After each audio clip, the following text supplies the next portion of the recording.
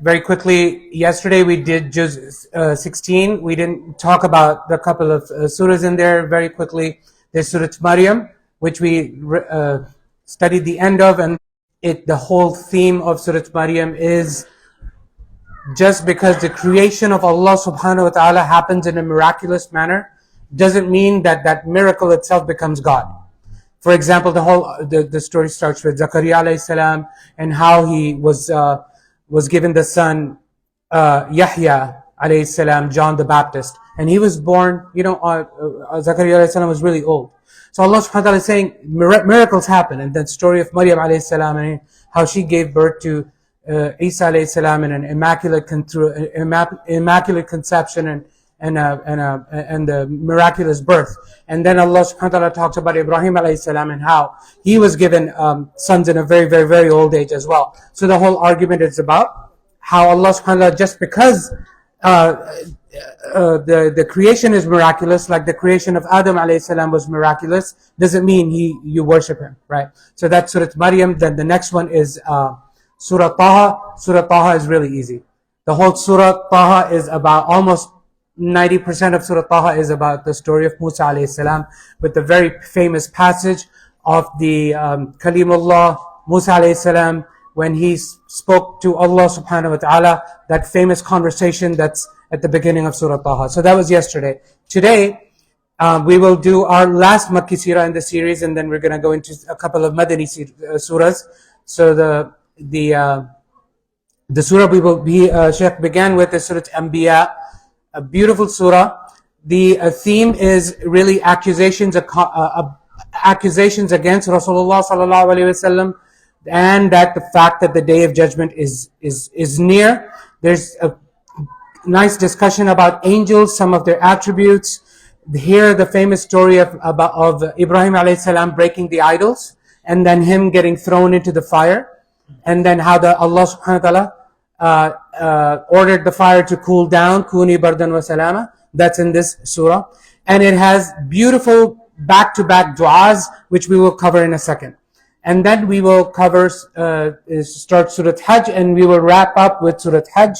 Surah Hajj is our first Makki Madani. It's like scholars say it was revealed in between some Madani components, some Makki components, but it's considered a Madani surah. Surah Hajj, as the name tells you, it's about Hajj. But how it is, the story is about how Allah subhanahu wa ta'ala ordered Ibrahim alayhi salam, Adhin fi nati bil Hajj. Make the adhan, O Ibrahim alayhi salam, for Hajj. So Ibrahim alayhi salam made an adhan for Hajj.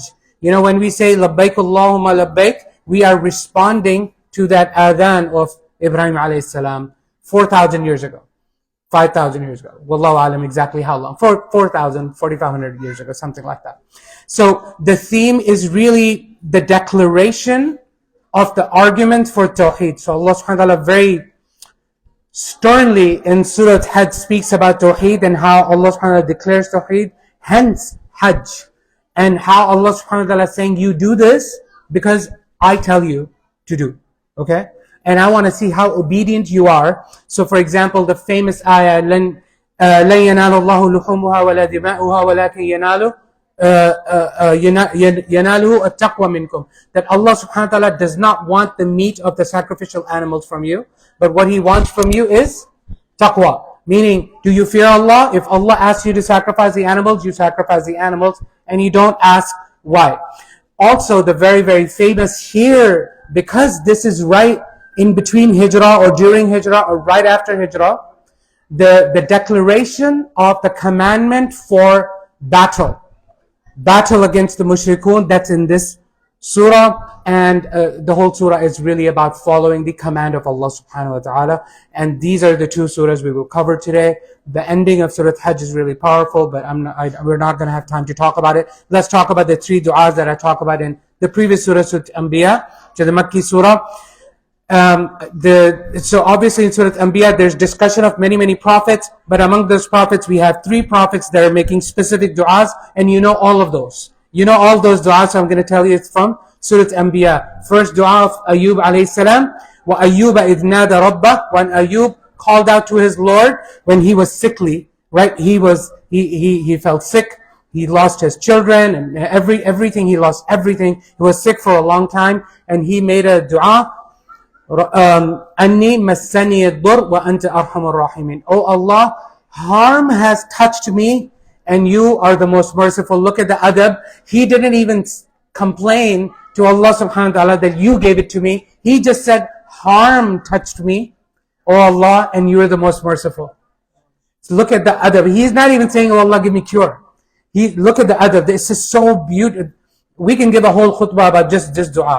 And the next dua is of Yunus alayhi salam, and you all know this dua as well. When Yunus was in the belly of the fish, and he called out to his Lord, فَنَادَى فِي الظُّلُمَاتِ. In the darkness he called out, لَا إِلَهَ إِلَّا أَنْتَ سُبْحَانَكَ إِنِّي كُنْتُ مِنَ الظَّالِمِينَ. So he's not blaming Allah. He's saying, oh Allah, there is no God but you. You are all perfect, oh Allah, and I am the one who is a wrongdoer. Because, he abandoned his mission of prophethood. So then he is now guilty, and he is saying, oh Allah, I am from the wrongdoers. And the third dua is the dua of Zakaria alayhi salam, when he is surrounded by people that he feels are going to destroy the deen. And and he's really old now. So he's like, okay, if I die, who's going to protect the deen? This is Zakaria alayhi salam. He was a Jewish rabbi. Okay? He is now, who is going to protect the deen? So he calls out to Allah subhanahu wa ta'ala. وَزَكَرِيَّا إِذْ نَادَى رَبَّهُ رَبِّي لَا تَذَرْنِي فَرْدًا. Oh Lord, don't leave me alone. Meaning, grant me a son. وَأَنْتَ خَيْرُ الْوَارِثِينَ. And you are the best of those who actually give inheritance. Meaning, oh Allah, let me have a son that he will take over for me, become the prophet, and actually teach people. And these are the three beautiful du'as back to back that are in Surah Anbiya. Beautiful surah. Of course, all the surahs in the Quran are beautiful. I can't do justice. I'm just giving you little milestones here and there, just so that you can recognize the personality of the surahs. Wa akhiru da'wana alhamdulillah rabbil alameen. Barakallahu feekum.